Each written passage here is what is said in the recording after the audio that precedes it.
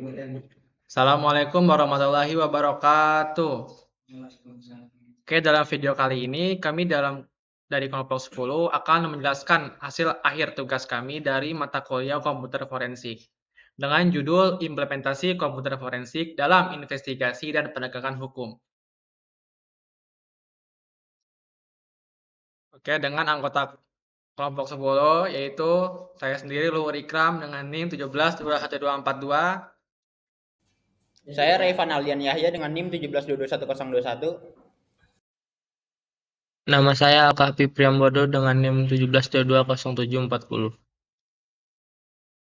Nama saya Lutfi Ahmad dengan NIM 17220477.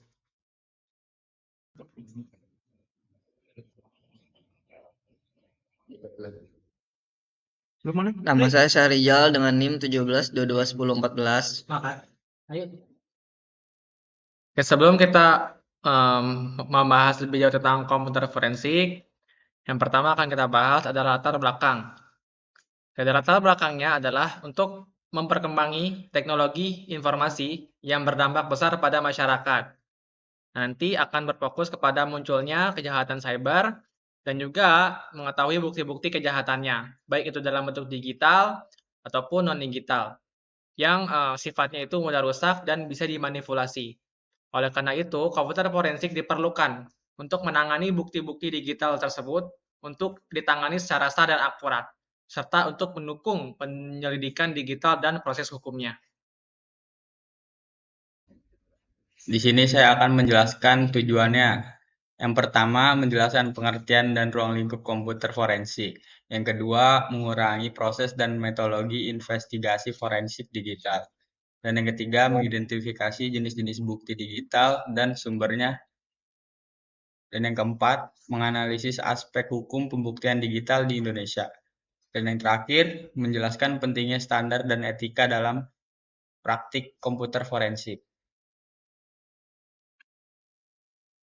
Lalu di sini ada pengertian komputer forensik. Komputer forensik adalah penerapan teknik ilmiah dan metodologi sistematis untuk mengidentifikasi, mengumpulkan, menjaga, menganalisis, dan menyajikan data digital sebagai bukti hukum. Ilmu ini menjadi penting karena data digital bersifat mudah dimodifikasi dan harus ditangani dengan prosedur yang sah. Lalu ada terminologi dan konsep dasar. Dalam komputer forensik dikenal beberapa istilah penting. Yang pertama ada imaging, proses penyalin isi media digital secara forensik. Lalu ada write blocker, yaitu alat untuk mencegah modifikasi data saat proses ekstraksi. Dan yang terakhir ada chain of custody, yaitu dokumentasi jejak pemindahan bukti. Konsep dasarnya berupa semua tindakan harus dapat diverifikasi, terdokumentasi, dan sesuai prosedur hukum. Sejarah dan perkembangan. Komputer forensik mulai dikenal sejak 1980-an saat komputer digunakan dalam tindak kejahatan. Dengan meningkatnya kompleksitas kejahatan digital, maka teknik dan alat forensik pun terus dikembangkan untuk menyesuaikan kebutuhan penyelidikan modern. Kebutuhan dan peran komputer forensik. Komputer forensik dibutuhkan oleh yang pertama aparat penegak hukum, yang kedua ada perusahaan dan institusi yang mengalami insiden cyber, yang ketiga pemerintah dalam pengawasan dan investigasi cyber yang perannya meliputi mengidentifikasi pelaku, mengumpulkan bukti digital sah, membantu proses pengadilan.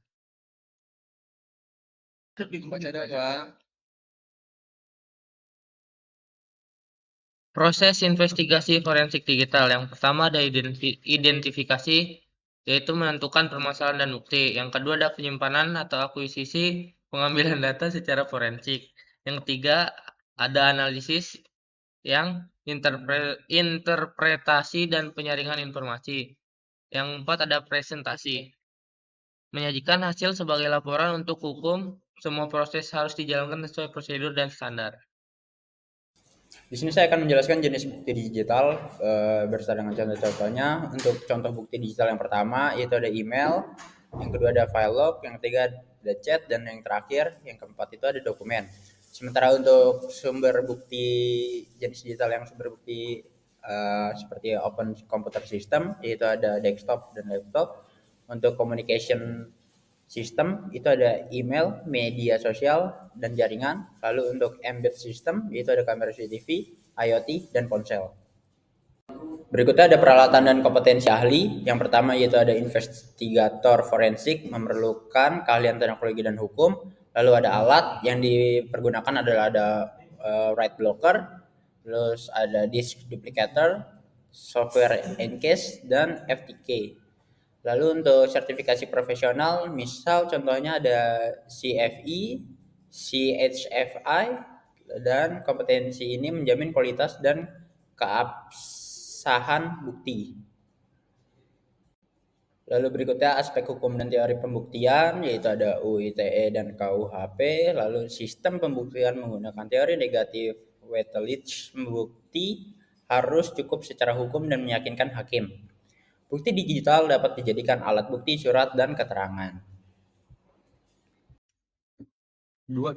Pada bab pembahasan penanganan insiden dan barang bukti penanganan insiden meliputi yaitu ada identifikasi dan pembekuan TKP digital, kemudian ada imaging, duplikasi perangkat bukti, kemudian ada analisis dan pelaporan hasil forensik. Setiap langkah harus terekam dalam chain of custody agar sah secara hukum.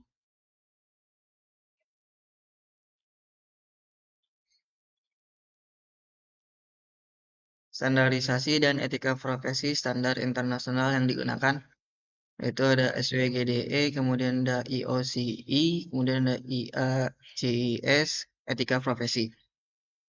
Kemudian prinsip PPAD itu Preserve, Protect, Analyze dokumen. Nilai dasar, integritas, objektivitas, kerahasiaan, profesionalisme.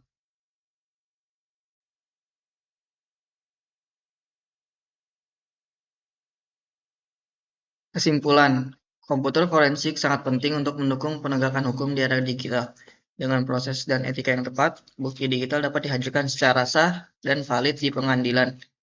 Saran peningkatan kapasitas SDM forensik melalui pelatihan dan sertifikasi. Pemutakhiran regulasi yang mendukung sinergi antar lembaga penegak hukum untuk efektivitas investigasi digital.